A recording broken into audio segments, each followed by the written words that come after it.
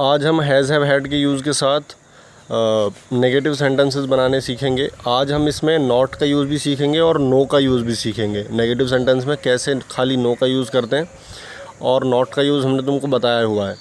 तो जैसे अब ये सेंटेंस है, मेरे पास किताब नहीं थी, तो जब हम इसको कह रहे थे मेरे पास किताब थी, तो हम क्या कह रहे थे, आई हैड अ बुक।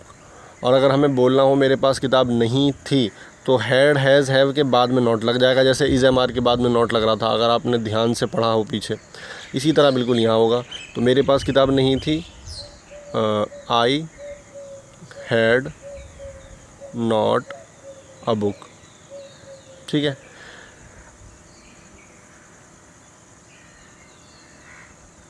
अच्छा, अगर ये सेंटेंस हो मेरे पास कोई किताब नहीं थी, तो हम इसको बोलेंगे आई हैड नो बुक। आई समझो, मेरे पास किताब नहीं थी, तो इसमें हम नॉट यूज़ करेंगे। कोई किताब नहीं थी, इसके लिए खाली नो बुक बोल देंगे। कोई किताब नहीं, नो बुक, हो गया ख़त्म किस्सा। ठीक है। कोई के लिए कोई वर्ड लिखने की आपको ज़रूरत नहीं है इसमें। क्या भी आप समझेंगे कोई का मीनिंग लिखना है कोई इंग्लिश में, वैसे कोई का मतलब एनी होता है, लेकिन लिखना नहीं है, कोई ज़रूरत नहीं। जब आपने नो बुक लिख दिया तो अपने आप ही कोई किताब नहीं, इसका ये मतलब हो गया। ठीक है। नो बुक, कोई किताब नहीं। नॉट अ बुक, किताब नहीं है। ठीक है। तो मेरे पास किताब नहीं है, आई हैड नॉट अ बुक। मेरे पास कोई किताब नहीं है, आई हैड नो बुक। तो देखो यहाँ पर जो ये बुक है, नॉट के बाद में मैंने देखो ए का यूज़ किया है। क्यों? क्योंकि जब हम कह रहे हैं मेरे पास किताब नहीं है, और किताब जो है वो ऐसी चीज़ है जिसे हम गिन सकते हैं। मैंने तुम्हें बताया था इंग्लिश में काउंटेबल नाउन से पहले हम आर्टिकल्स का यूज़ करेंगे, ए और एन का। तो यहाँ पर इसलिए हमने ए का यूज़ किया हुआ है। नो के साथ में आपको ए का यूज़ नहीं करना है, ना एन का यूज़ करना है। नो के साथ डायरेक्ट नाउन लिखा जाएगा, नो बुक। तो दोनों बातों में फ़र्क समझ में आ रहा है ना। ये नो बुक है सीधा, और यहाँ पे क्या है, नॉट ए बुक। दोनों को देख लो, नॉट अ बुक और नो बुक। लेकिन अब देखो नीचे सेंटेंस, मेरे पास पानी नहीं है, तो आई हैव नॉट वाटर।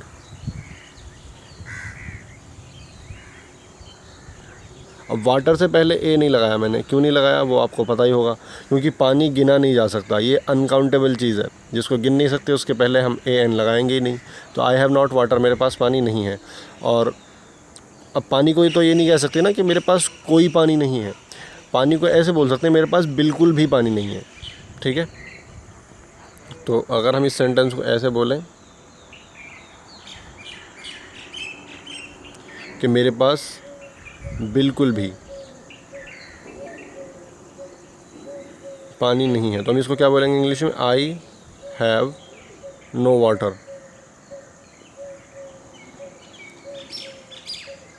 ठीक है। आगे बात समझ। जब हम बोलेंगे मेरे पास कोई किताब नहीं है, आई हैव नो बुक। मेरे पास बिल्कुल भी पानी नहीं है, आई हैव नो वाटर। और मेरे पास पानी नहीं है, आई हैव नॉट वाटर। मेरे पास किताब नहीं है, I have not a book. ठीक है। तो ये देखो यहाँ पर नॉट के साथ ए नहीं लगाया हमने। क्यों? क्योंकि ये अनकाउंटेबल है। यहाँ नॉट के साथ ये लगाया क्योंकि बुक काउंटेबल है। मेरे ख्याल से नो और नॉट का यूज़ समझ में आ गया होगा आपको। तो अब चलते हैं हम सीधा। ये असल में जो सेंटेंस है, ये हमारे वो वाले सेंटेंस जो हमने पहले दिन बनाए थे। ये देख रहे हो आप, ये सारे सेंटेंसेस हम पहले वाले दिन क्लियर कर चुके हैं। हैज़ हैव हैड का यूज़ हमने जब सीखा था। अब बस हम इसमें नॉट का यूज़ करना सीखेंगे। तो इनको ऐसे ही छोड़ देते हैं। मैंने नीचे अलग से सेंटेंसेस कुछ लिखे हुए हैं, उनको देखते हैं चल के। ये देखिए, सेना के पास सेना नहीं थी। मैं भी कुछ भी लिख देता हूँ। ये सेना नहीं है, ये राजा होगा। राजा के पास सेना नहीं थी, तो क्या हो जाएगा, द किंग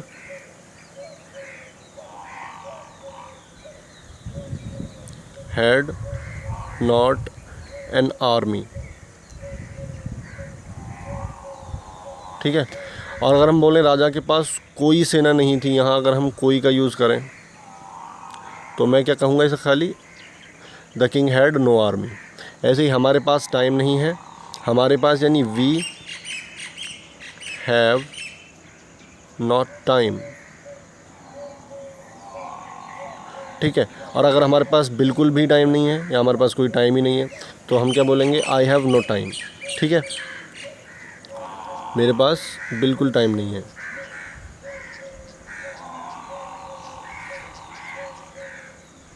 तो आई हैव नो टाइम। ठीक है। तुम्हारे पास पैसे नहीं हैं, यू हैव नॉट मनी,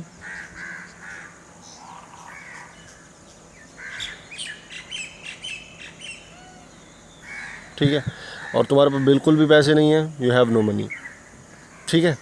बात वैसे दोनों की एक ही मतलब होता है, जब पैसे नहीं है तो बिल्कुल भी नहीं है ना, उसमें क्या है। तो आप दोनों को यूज़ कर सकते हैं जहाँ चाहें वहाँ। बिल्कुल भी अगर बोल के यानी जहाँ आप खाली जैसे ये बोला तुम्हारे पास पैसे नहीं है, तो यू हैव नो मनी, यहाँ पर भी आप ऐसे बोल सकते हैं। ज़रूरी नहीं है कि बिल्कुल भी आएगा तभी बोलेंगे।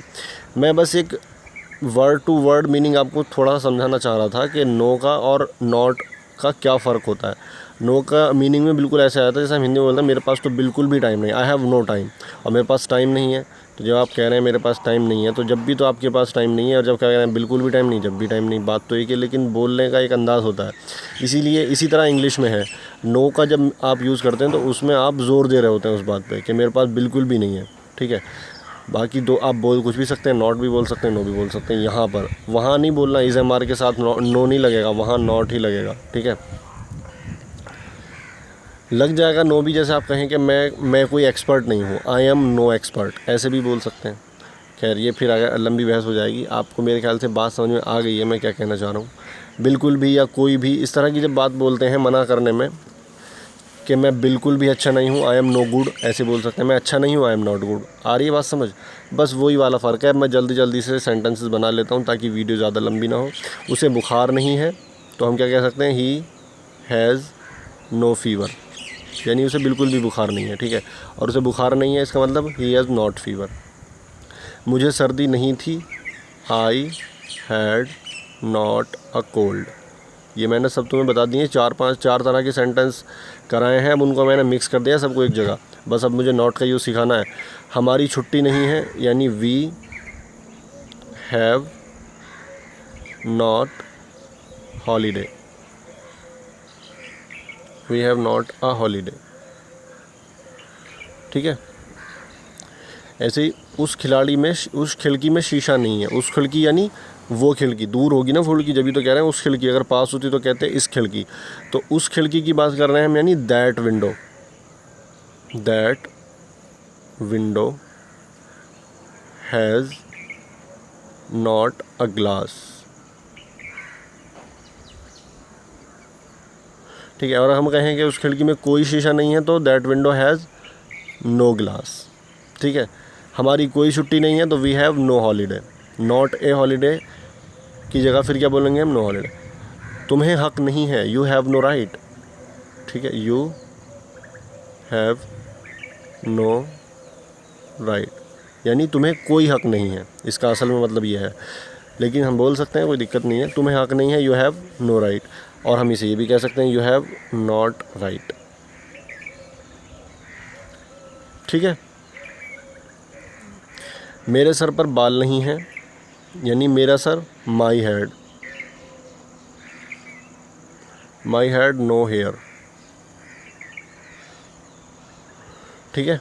हेयर जो वर्ड यूज़ होता है ना, ये बाल जो हमारे हैं, इसमें हमारे बाल जो अकेला एक बाल है ना, उसके लिए वर्ड यूज़ नहीं होता ये हेयर, इंग्लिश में ध्यान रखें।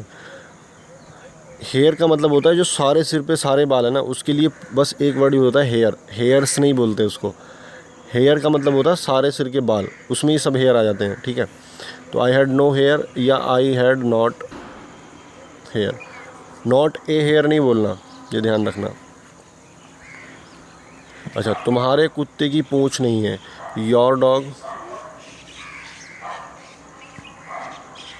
हैज़ नॉट अ टेल, ठीक है। और योर डॉग, अगर तुम्हारे कुत्ते की बिल्कुल भी पूंछ है ही नहीं, ऐसे बोलना हो तो क्या बोलेंगे, your dog has no tail, ठीक है। उसमें अकल नहीं है, क्या बोलेंगे, ही। अगर लड़की है तो she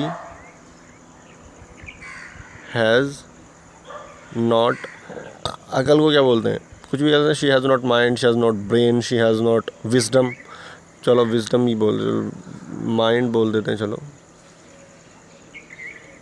she has not mind, she has not, बहुत सारे वर्ड यूज़ कर रहे हैं अकल के लिए ना। She has not intellect, she has not mind, she has not brain, she has not understanding भी कह सकते हैं, समझ नहीं है उसे। खैर बहुत सारे वर्ड हैं, कुछ भी यूज़ कर लो। आगे तुम्हारे अंदर एहसास नहीं है। कहते हैं ना बहुत से लोग, तुम्हें तो यार बिल्कुल कुछ एहसास ही नहीं होता है, तो तुम्हारे अंदर एहसास ही नहीं है, यू हैव नो फीलिंग।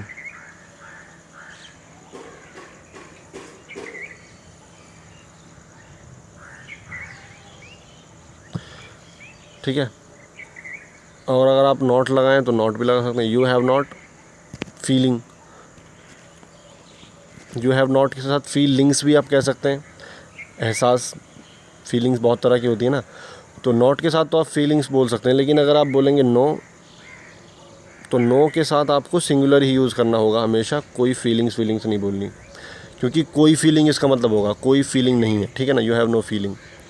तो मेरे ख्याल से नो और नॉट का जो यूज़ है वो आपको समझ में आ गया होगा। नो का मीनिंग होगा वहाँ पर जहाँ आपको बोलना हो कि जैसे मैं तो उसमें अकल नहीं है, ही हैज़ नॉट माइंड, और जब आप बोलेंगे उसमें बिल्कुल भी अकल नहीं है तो ही हैज़ नो माइंड या ही हैज़ नो विजडम। ऐसे ही मेरे सर पर बाल नहीं है, इसको देख लो, बस मैं यहाँ ख़त्म करता हूँ फिर। तो माई हैड हैज़ भी तो आएगा, माई हैड हैज़ नॉट हेयर, मेरे सिर पर बाल नहीं, और मेरे सिर पर बिल्कुल भी बाल नहीं है, my head has no hair. ठीक है, आ रही बात समझ में? तो बस ये यूज़ था नो का और नॉट का। चलते हैं, मिलेंगे अगली वीडियो में, इंट्रोगेटिव सेंटेंसेस बनाएंगे फिर। चलिए आप प्रैक्टिस कीजिए इसकी।